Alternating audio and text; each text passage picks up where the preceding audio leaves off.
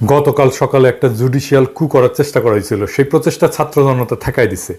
কিন্তু এই প্রতি বিপ্লব ধারণার চাইতেও দ্রুত ঘটছে। যারা হাসিনার শাসন ফিরে আনার মিশনে আছেন তাদের সাবধান করে দিয়ে বলতে চাই, প্রতি বিপ্লব ঘটানোর মতো সক্ষমতা আপনাদের নাই। সরকার হাতে ছিল, হাসিনা দেশে ছিল, ছাত্রলীগ ছিল, যুবলীগ ছিল, অস্ত্রপাতি ছিল, তাই পারেন নাই।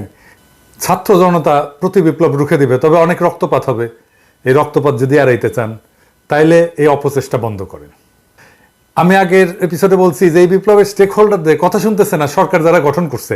আপনারা মনে করছেন আপনারাই একমাত্র বেশি বুঝেন, আর কেউ বুঝে না। এই আত্মম্ভরিতায় আজকের আপনাদের জুডিশিয়াল কুয়ের মুখে দাঁড় করাইছিল। আমি জনগণকে আহ্বান জানাবো, ইন্ডিয়ার বসানো পতিত সরকারের রাষ্ট্রপতি এবং সেনা নেতৃত্বের কার্যকলাপের প্রতি কড়া নজর রাখেন। কোনো পাবলিক হিয়ারিং প্রকাশ্যে জনগণের মধ্যে যাচাই বাছাই ছাড়া বিপ্লবের অংশীজন, সমর্থক এবং অংশগ্রহণকারী রাজনৈতিক দলসমূহ যারা অন্তর্বর্তীকালীন সরকারের রাজনৈতিক বৈধতা এবং ন্যায্যতা সরবরাহ করছেন তাদের সকলের সাথে পরামর্শ করে আপিল বিভাগের নতুন বিচারপতিদের নিয়োগ করেন। এর অন্যথা করলে বৈধতার সংকটে পড়বেন এবং গণ অভ্যুত্থানের মিত্রপক্ষসমূহের মধ্যে বিভক্তির দায়ে অভিযুক্ত হবেন।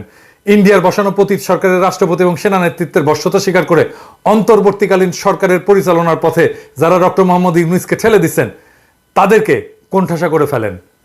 আশা করি বিচার বিভাগ নিয়ন্ত্রণকারী দস্যুদের আজকের কুপ্রচেষ্টা ব্যর্থ হওয়ার পর আপনাদের হুঁশ ফিরবে, সজাগ এবং সচেতন হবেন। যারা রাস্তায় আছেন, গণ অভ্যুত্থানকারী সংস্থার কেন্দ্রে যারা নীতি নির্ধারণ, কৌশল প্রণয়ন এবং সমন্বয় করতেছেন তাদের বলবো, আপাতত বিজয়ের আনন্দে আত্মহারা না হইয়া দ্রুত রাষ্ট্র পরিচালনার গুরুত্বপূর্ণ চ্যালেঞ্জসমূহ চিহ্নিত করে তা মোকাবেলার কাজে মনোযোগী হন। প্রতি বিপ্লব ঠেকানোই এখনকার প্রথম কাজ।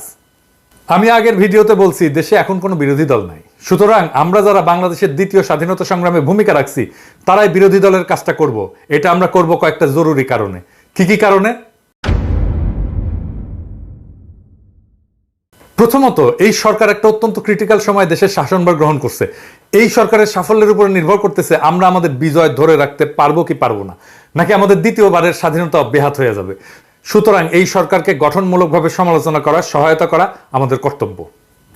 দ্বিতীয়ত, এই সরকার যে প্রক্রিয়া গঠিত হয়েছে এবং এতে যারা অন্তর্ভুক্ত হয়েছেন তাতে এর সাথে সীমাহীন আত্মত্যাগের মাধ্যমে অর্জিত আমাদের এই ঐতিহাসিক বিপ্লবের যে স্পিরিট তা আগামী দিনগুলোতে সঠিকভাবে বাস্তবায়িত হবে কিনা তা নিয়ে আমার গভীর সন্দেহ আছে। তাই এই সরকারকে লাইনে রাখার কাজটাও বিপ্লবীদেরকেই করতে হবে। তৃতীয়ত, এই সরকারের 16 জন উপদেষ্টার মধ্যে 12 জনেরই সরকার পরিচালনার কোনো দৃশ্যমান যোগ্যতা এবং অভিজ্ঞতা নাই। এরা নিশ্চিতভাবে মেস আপ করবেন। তাদের ভুল এবং ব্যর্থতা নির্দেশ করা একটা অতি গুরুত্বপূর্ণ কাজ। বাংলাদেশের মিডিয়া যদি বিশ্বাসযোগ্য হতো তাহলে এই কাজটা তারাই করতে পারতেন। কিন্তু ফ্যাসিস্ট আমলে আমরা আমাদের মিডিয়ার যে দাসসুলভ এবং অনেক ক্ষেত্রে গণবিরোধী ভূমিকা দেখছি তাতে এদের উপরে বিন্দুমাত্র আস্থা রাখা যায় না। তাছাড়া এই মিডিয়া হাউসগুলোর মালিকেরা প্রায় সব ক্ষেত্রেই পলাতক গণখনি হাসিনার অনুগ্রহপ্রাপ্ত, চরম অসৎ, দুর্নীতিগ্রস্ত, লুটেরা ব্যবসায়িক গোষ্ঠী। এরা সুযোগ পেলে বিপ্লবকে ব্যর্থ করে দেওয়ার চেষ্টা করবে। চতুর্থত, এই সরকার ভুল করলে বা ব্যর্থ হলে পরাজিত ফ্যাসিস্ট শক্তি এবং তার ভারতীয় পৃষ্ঠপোষকেরা তার পুরো সুযোগ নিয়ে আবার ঢুকে পড়ার চেষ্টা করবে। ইতিমধ্যে ভারত সরকার ইউনূস সরকারের প্রতি গভীর নেতিবাচক মনোভাব দেখাইছে। ঢাকায় নিযুক্ত ভারতীয় হাইকমিশনার অন্তর্বর্তীকালীন সরকারের শপথ গ্রহণ অনুষ্ঠানে আসেন নাই। ভারতের মিডিয়াতে আমাদের দ্বিতীয় স্বাধীনতা নিয়ে ব্যাপক নেতিবাচক এবং উস্কানিমূলক প্রচার চালানো হচ্ছে। আমি এই প্রসঙ্গে আবার পরে আসবো। সুতরাং ভারত যে তার হারানো উপনিবেশ ফিরে পাওয়ার জন্য সুযোগের অপেক্ষায় আছে তা আমরা ইতিমধ্যেই ভালোভাবে উপলব্ধি করতে পারছি। এই পরাজিত শক্তি হাসিনা এবং তার প্রভু ভারত যাতে এদেশের রাজনীতি এবং শাসনে কোনোভাবে পুনঃপ্রবেশ করতে না পারে সেই জন্য সরকারের সমালোচনার স্পেসটা আমাদের দখলেই রাখতে হবে। পঞ্চমত, গণতন্ত্রকে একটা শক্ত ভিত্তির প্রতিষ্ঠার জন্য সরকারের গঠনমূলক সমালোচনার একটা সুস্থ ধারা তৈরি করা অত্যন্ত জরুরি। সরকারের জবাবদিহিতা নিশ্চিত করার লক্ষ্যে এই সমালোচনা হতে হবে নির্মমভাবে সত্য এবং বস্তুনিষ্ঠ। এতকাল আমরা দেখছি বিভিন্ন সরকারের সমালোচনাকে শত্রুতামূলক বলে মনে করা হইতো। এই নষ্ট সংস্কৃতি থেকে বেড়ায় আসতে হবে।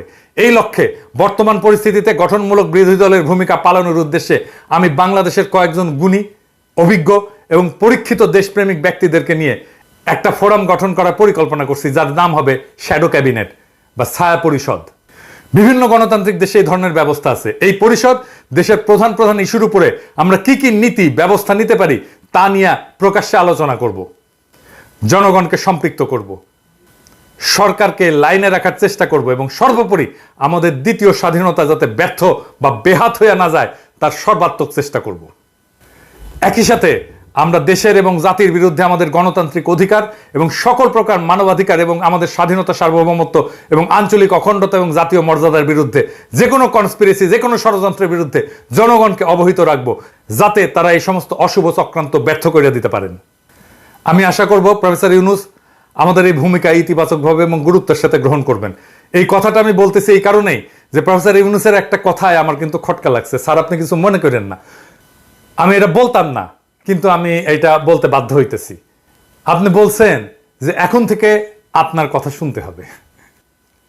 না স্যার, আপনাকে বরং আমাদের কথা শুনতে হবে, জনগণের কথা শুনতে হবে। মনে রাখবেন, এই বিপ্লবের নায়ক কিন্তু আপনি না। আমরা যা বলবো সেটা সত্যি ভেবেই বলবো। আপনি প্রথমে এয়ারপোর্টে এই কথা বলছেন, কিন্তু আমার কথা শুনতে হবে, এটা স্বৈরাচারের কণ্ঠস্বর স্যার। আমরা এটা নিয়ে সঙ্গত কারণে কথা বলিনি, কিন্তু এইটা ভাবেন না স্যার যে আমরা এটা লক্ষ্য করিনি। আমরা লক্ষ্য করছি এবং নোট রাখছি। এই বিপ্লবের ফসল যাতে লুট হইয়া না যায়, আমাদের দ্বিতীয় স্বাধীনতা যেন আবার বিদেশিদের পায়ে বিসর্জিত না হয়, তার জন্য আমরা আমাদের জবান খোলা রাখবো। দেশ কিন্তু গ্রামীণ ব্যাংক না স্যার, আর আপনি কিন্তু দেশের এমডি না স্যার। হ্যাঁ, যাই হোক, আপনাকে এবং আপনার সরকারকে আমাদের কথা শুনতেই হবে। আমাকে কিঞ্চিত এটা রূঢ়ভাবে বলতে হইল, কারণ এটা শুধু আপনি বলেননি, এক উপদেষ্টা দায়িত্ব নিতে না নিতেই বললেন কঠিন এবং বিব্রতকর প্রশ্ন করবেন না। এই সরকার কতদিনের হতে পারে, এইরকম আপনার কোনো প্রত্যাশা আছে? আপনি আমাকে কোনো কঠিন প্রশ্ন করেন না। এটা তো স্বৈরাচারের ভাষা। এই মনোবৃত্তি নিয়ে কি করে একজন একটা বিপ্লব উত্তর সরকারের স্থান পায়, ভারী উদ্বেগের বিষয়। আমি আরো উদ্বিগ্ন, এই সরকারে ১-১১ তিন ব্যক্তিত্ব জায়গা পেলেন কি করে, এবং কারা কারা আসেন আমরা একটু দেখি। এর মধ্যে একজন হইতেছেন ব্রিগেডিয়ার সাখাত, যাহার সম্পর্কে আগের ভিডিওতে বলছি, কিন্তু উনার কীর্তি এতই মহৎ যে উনার সম্পর্কে বললে আর শেষ হবে না আর কি। ২০০৮-এর নির্বাচনে কিভাবে আওয়ামী লীগ জিতলো জানেন? আওয়ামী লীগ পেল 49% ভোট, আর বিএনপি পেল 33.20% ভোট, আর সিট পেল আওয়ামী লীগ কত 230, আর বিএনপি 33 মাত্র। এটা কেমনে কিভাবে হইল আসেন এটা একটু দেখি, এবং এর পিছনে কুশীলব কে ছিল। জাতীয় সংসদে কিছু আসন আছে আওয়ামী লীগ পাবেই, যতই খারাপ অবস্থা হোক। মানে এখনো যদি ইলেকশন হয় তাও পাবে। কিছু আসন আছে যা বিএনপি পাবেই, যতই খারাপ অবস্থা হোক। বিএনপি প্রায় 150টার মতো আসনে এক ধরনের টাগ অফ ওয়ার চলে, মানে টানাটানি চলে আর কি। কে জিতবে নিশ্চিত না, একটা কিংবা দুইটা কেন্দ্রের ফল হিসাব বদলে দেয়। এই এম সাখাওয়াত হোসেন 2008 সালের 133টা আসনের সীমানা এমনভাবে পুনর্বিন্যাস করে যেন 133টা আসনে নিশ্চিতভাবে আওয়ামী লীগ পায়। যেই একটা দুইটা কেন্দ্র দিয়া ফলাফল বদলে যেতে পারতো, ওই একটা দুইটা কেন্দ্র এমন একটা আসনের সাথে যুক্ত করে দেওয়া হয় যা আসলে ওই আসনে কোনো ভূমিকা রাখতে পারে না। সো সেই আসনে ফলাফল নির্ধারণে ওই কেন্দ্রগুলোর একটা অ্যাডভান্টেজ নষ্ট করে দেওয়া হয়। এই লোকটা তো আসলে করাপ্ট, এটা স্যার আপনি জানেন না? হ্যাঁ, আপনি তার পাশে রাখছেন। চট্টগ্রামে থাকার সময় সেনাবাহিনীর গম চুরির দায়ে আর্মি থেকে ডিসমিস চেয়ে। তো এই লোককে নিয়ে প্রফেসর ইউনূস কেমনে কাজ করবে?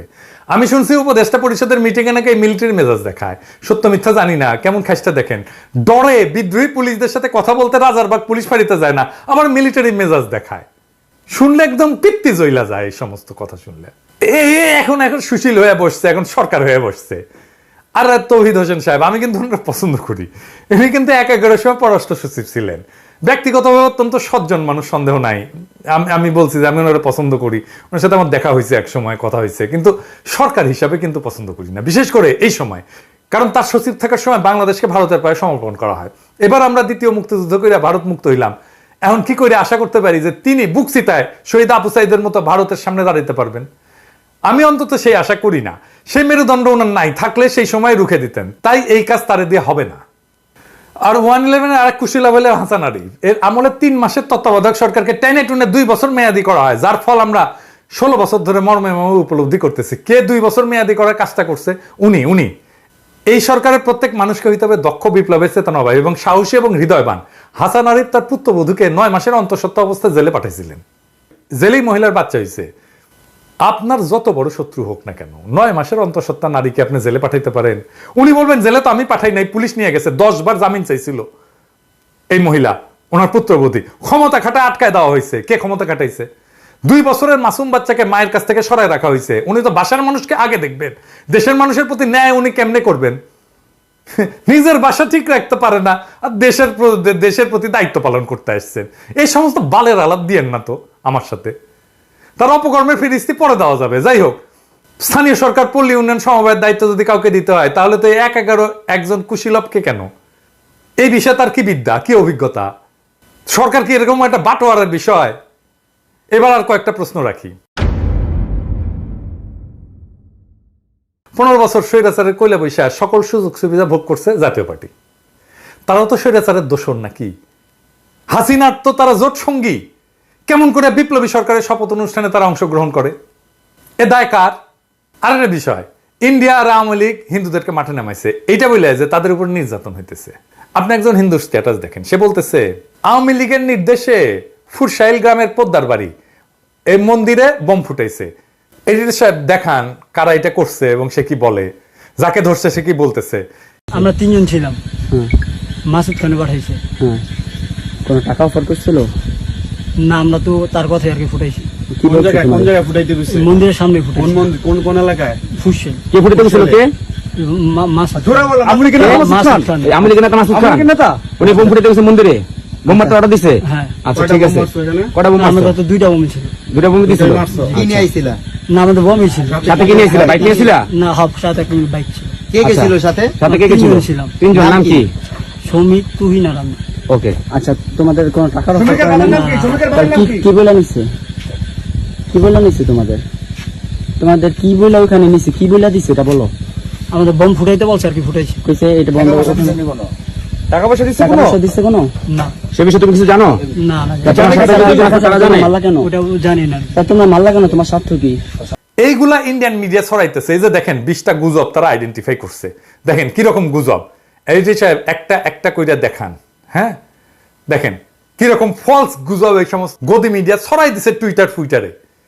ইন্ডিয়ারে বলতেছি, নিজের দেশে সংখ্যালঘুর নিরাপত্তা নিয়ে বিচলিত হন, বাংলাদেশ নিয়ে বিচলিত হইয়ার না। এমনিতে তো আমসালা দুইটাই গেছে। বাংলাদেশের সাথে সম্পর্ক আরো নষ্ট করতে না চাইলে থামেন এইবার। বাংলাদেশের হিন্দুদের নিজের রাজনৈতিক কৌশল বাস্তবায়নে ঘুঁটি বানাইবেন না। পাসারসা আমরা কিন্তু তুলে দেবো একেবারে। আওয়ামী লীগ নেতারা 300 দুষ্কৃতিকারীদের ভাড়া করছে ডাকাতি করার জন্য, ঢাকা এসে ডাকাতি করতেছে। অবিশ্বাস্য। তো হিন্দু ভাইরা একটু শুনেন, হাসিনার শাসনকে ফিরে আনার জন্য হিন্দু নির্যাতনের কাঠ খেলবেন না। এই অস্থির সময়ে দুর্বৃত্তরা সুযোগ নেয়। আওয়ামী লীগের মুসলমান নেতারা মাইর খায় নাই, বিভৎসভাবে মাইর খাইছে, মারা গেছে, বাড়ি ঘরদোর পুড়াই দিছে, দেয় নাই? কত বড় বড় নেতাদের বাড়ি ঘর, আর শেখ মুজিবের 32 নম্বর পুড়াই দিছে।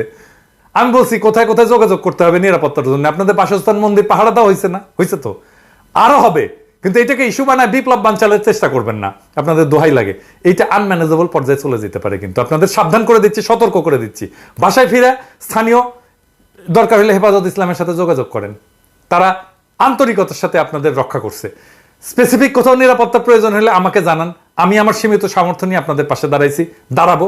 গোবিন্দ পরমাণু তো হিন্দুদেরই নেতা না, সে বলছে যে একটা ঘটনাও সাম্প্রদায়িক না। তারা আক্রান্ত হয়েছে কারণ তারা আওয়ামী লীগ করতো। এখন ধরেন পঙ্কজ দেবনাথ যদি ডলা খায়, তাই তো বলতে পারে না সে যে হিন্দু জন্য ডলা খাইছে। আওয়ামী লীগ যে নির্যাতন চালাইছে গত 15 বছর সারা বাংলাদেশের মানুষের উপরে, সেটার একটা প্রতিক্রিয়া হবে না? হবে তো। পঙ্কজ দেবনাথ ডলা খায় কারণ সে আওয়ামী লীগ, এইটার জন্য না যে সে হিন্দু। এটা হিন্দু মুসলমান উভয়ের ক্ষেত্রেই হবে। আপনি হিন্দু পরিচয় নিয়ে সুরক্ষা চান কেন? আপনি তো স্বার্থপর কেন? আওয়ামী লীগ করে যে মুসলমান, সে কি পরিচয়ে সুরক্ষা পাবে? তার বাড়ি ঘরদোর গেছে না? আওয়ামী লীগের কোন নেতার বাড়ি অক্ষত আছে আমাকে বলেন তো? জেলা পর্যায়ের নেতা বাড়ি পর্যন্ত অক্ষত নাই। আরে শেখ মুজিবের 32 নাম্বার ধ্বংস হয়ে গেছে, হাসিনার গণভবন ধ্বংস হয়ে গেছে। তো হাসিনার পতন হয়েছে তো, তাই না? হাসিনার পতনের পরেও যে আপনারা বাংলাদেশের হিন্দুরা শান্তিপ্রিয়ভাবে বাধাহীনভাবে ব্যাপক জমায়েত এবং মিছিল করতে পারছেন বিভিন্ন জেলায় কোনো ধরনের বাধা ছাড়া, তাতে কি প্রমাণ হয় না যে আপনারা ভালো আছেন? আপনার নেত্রী হাসিনা আমাদের করতে দিছে? দেয় নাই তো। ফাইনালি গোপালগঞ্জে আর্মির উপরে হামলা করছে গোপালীরা, এটা নিয়ে একটু আলাপ করি। এই একটা জায়গায় আছে হাসিনার হয়ে গুন্ডামি করার জন্য অবশিষ্ট, মানে এই যে ব্রুট ফোর্স, এটা অ্যাপ্লাই না করে সহজেই গোপালী ঝামেলা ট্যাকেল করা যায়। এই কৌশল সব জায়গাতেই প্রয়োগ করতে পারবেন। গোপালগঞ্জের সাপ্লাই চেইন এটা কেটে দেবেন। সেনাবাহিনীকে বলতেছে এটা খুব সিম্পল মিলিটারি স্ট্র্যাটেজি। সরকারি কর্মচারীদের উইথড্র করেন, বিদ্যুৎ লাইন বিচ্ছিন্ন করেন, গ্যাসের লাইন থাকলে বিচ্ছিন্ন করেন, পানি সরবরাহ হবে না, গ্রামের সাথে সংযোগ বিচ্ছিন্ন করে দেন, রেডিওতে শান্তিপ্রিয় জনগণকে শহর ত্যাগ করতে বলেন, মাইক্রোফোনে বলেন, দরকার হলে লিফলেট ছাড়েন, তারপরে অভিযান চালান, বিনা রক্তপাতে ঠান্ডা হয়ে যাবে। হাসিনা এবং জয়ের এই শয়তানি বন্ধ করতে হবে। কি কৌশলে আসেন এটা আলাপ করি। ভারতকে, হাসিনাকে বহিষ্কার করতে হবে। একজন গণহত্যাকারীকে ভারত আশ্রয় দিতে পারবে না। ভারতের সাথে আমাদের আরো অনেক ফয়সালা আছে। ভারতকে বলতে হবে ঢাকার হাইকোর্টের সামনে থেকে অপহৃত সুখরঞ্জন মালিক কিভাবে ভারতের জেলে যায়, বিএনপি নেতা সালাউদ্দিন কিভাবে ঢাকা থেকে গুম হয়ে সিমলায় আবিষ্কৃত হয়। সরকারকে কূটনৈতিক চ্যানেলে এই প্রশ্ন ছুড়ে দিতে হবে ভারতকে। ভারতকে শান্তিতে থাকতে দিবেন না। ভারতকে শান্তিতে থাকতে দিবেন তো সে শয়তানি কন্টিনিউ করবে। জাতিসংঘে অভিযোগ দিতে হবে বাংলাদেশের রাজনীতিতে কেন হস্তক্ষেপ করছে ভারত। প্রমাণ আছে তো। ভারতের সাথে সমস্ত চুক্তি প্রকাশিত করতে হবে। যে চুক্তিগুলো বাতিলযোগ্য সেইগুলো অবিলম্বে বাতিল করার জন্য সরকারকে ব্যবস্থা নিতে হবে। জব পারমিট ছাড়া যারা বাংলাদেশে কাজ করতেছে ভারতীয়, তাদেরকে গ্রেপ্তার করতে হবে। এভার কেয়ার সহ যে সমস্ত হাসপাতালে ইন্ডিয়ান ডাক্তার আছে তাদেরকে তাড়াইতে হবে এবং গ্রেপ্তার করতে হবে, কারণ তারা আইন ভাঙছে। আইন কিভাবে ভাঙছে আসেন বলে দিচ্ছি। বাংলাদেশের আইন অনুসারে বিদেশি ডাক্তার টেম্পোরারি রেজিস্ট্রেশন পায়, কিন্তু রুগী দেখতে পারবে না। একটা ক্ষেত্রে পারবে, যদি স্থানীয় ডাক্তারকে প্রশিক্ষণ দেয়। এরা প্রশিক্ষণের কথা বলে ধুমসে রুগী দেখতেছে, এরা তো কোনো প্রশিক্ষণ দিচ্ছে না, তাই না? বসে রুগী দেখতেছে, এটা পারে না। এটা আইন বিরুদ্ধ কাজ। এই আইন বিরুদ্ধ কাজ করার জন্য এদের প্রত্যেককে গ্রেপ্তার করতে হবে। হাসিনারে শান্তিতে থাকতে দিচ্ছেন জন্য সে শয়তানি করতেছে। হাসিনার বিরুদ্ধে আইসিসিতে আয়নাঘর নিয়ে এখনই মামলা করেন। আর এই আন্দোলনের সময় যে গণহত্যা হয়েছে তার তদন্তের জন্য জাতিসংঘকে আহ্বান জানায়। বাংলাদেশের কোনো ইনস্টিটিউট নাই এটা তদন্ত করতে পারে। আরে পুলিশ, ও তো ভয়ে আসতেছে না, ও কি করবে? আর এই জুডিশিয়ারি দেখছেন কি অবস্থা, সব ঠান্ডা হয়ে যাবে। জাতিসংঘকে আহ্বান জানান, জাতিসংঘ যখন এটা তদন্ত করতে আসবে। হাসিনা নাশকতার নির্দেশ না দিয়ে আবার গর্তে ঢুকবে। ইন্ডিয়ার হাসিনাকে দৌড়ের উপরে রাখেন, বাংলাদেশ ঠান্ডা থাকবে, বিপ্লব রক্ষা পাবে। প্রতি বিপ্লব করা একদম হান্দায় দেওয়া হবে। ইনকিলাব জিন্দাবাদ।